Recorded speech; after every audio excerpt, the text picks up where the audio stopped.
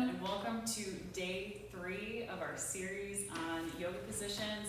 I'm Megan, and I'm a physical therapist that's so excited to be here on our 3rd day to discuss a little bit more the why behind some of our most common stretches and positions in yoga, including the forward fold, as well as our squat pose with the Utkatasana. We're going to start with just a quick hit anatomy look of what we're working with and why we do the things we do. I tell my patients all the time that our back is so strong and it does so many things for us throughout the course of the day. We have to kind of give it some love in different ways.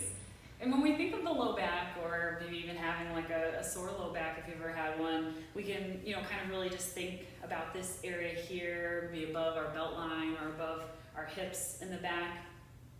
What we may not also realize is what's connected to our low back is many of the muscles that come up through our hips, including our hamstring muscles that attach to the bony parts of our bum or the ischial tuberosity, as well as maybe even many of the muscles that come through our mid-back. So there are many attachments that come down to our pelvis and our low back. That being said, there's the why behind our forward folds, is that we are looking to stretch some of the soft tissue in our low back, as well as some of the fascia, and even working into some of the muscles in our hips as well. So we'll now take a look at our forward folds. We're going to begin with, again, that strong base of support that we began with on day 1, with the dome in our feet, that uplift of the knees and the strength in our pelvis in a standing position. When we go to a forward fold, a lot of my patients will show me kind of like a straight bending down towards the ground. What is so great about our spine is we have so many different segments that we can move with, the same with our hips and our pelvis. So we're going to break it down a little bit more slowly and work into some of those segments. We can begin at our knee, our hinge joint, with a little bit of a bend in the knees. We can begin with a little bit of a bend in our hips as well. We still have that strength in our tailbone pointing down and our belly button strong towards our spine. And when we go for our forward fold, instead of quickly going over, we have those bends that we can start to work our chest down towards our thighs. So as we slowly come forwards, we're kind of rolling at our pelvis and our low back forwards. We're allowing our shoulders and our chest to come down towards our knees, and continuing even throughout the course to bend our knees even a little bit more, and bend our hips a little bit more as we go forwards. So we'll take 2 breaths in the forward folds, letting the head hang heavy.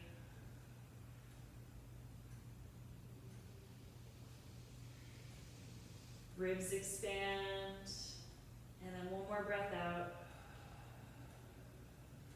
Now as slowly as we went forward, we're going to start to roll from the hinge in the hips, slowly bringing each vertebrae, like again a string of blocks or a string of pearls, kind of rolling up through the back, one at a time, into, again, that standing position.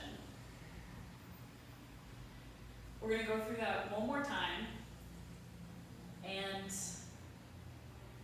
the reason why having that bend in the knees and that bend in the hips is so helpful is because the hamstrings crossing 2 joints, when they are tight, they will restrict how much the back moves forward. But if we can have a little bit of a bend, a little bit of softness in the knees, where our muscles are like ropes and they hold our body in different positions, we can kind of allow some slack on the ropes down below and allow a little bit more movement and a little more fluidity at our low back and upper back.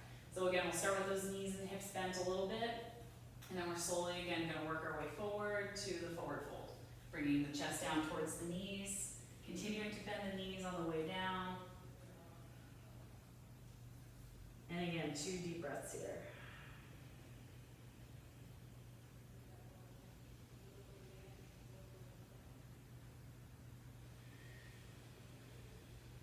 Then using your breath up, we'll come back up.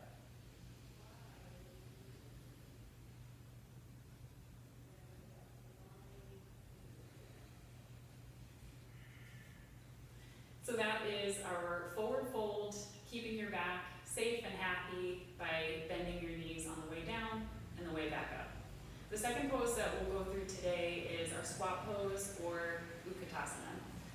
something I work on a lot as a physical therapist with my patients.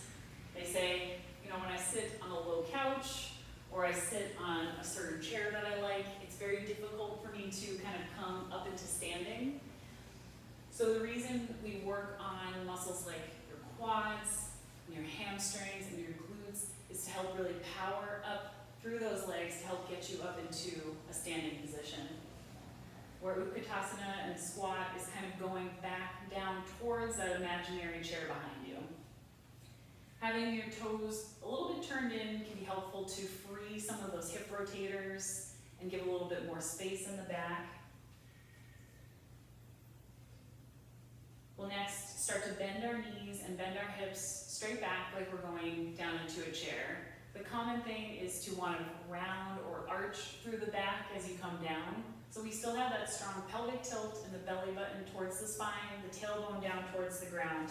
It's really from our hips hinging back like we're sitting down into a chair that we get the motion back. So weight is in the heels, belly button stays strong.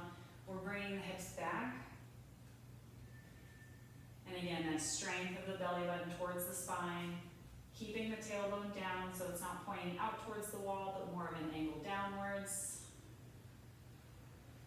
You can come into your full expression of Utkatasana or with your hands down.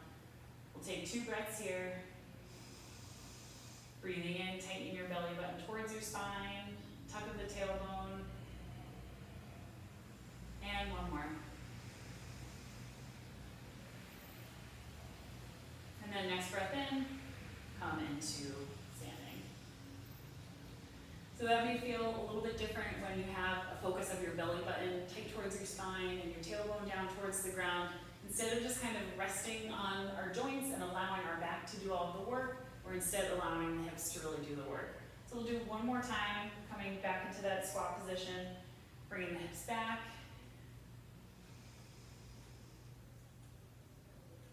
And the belly button strong towards the spine. 1 breath here.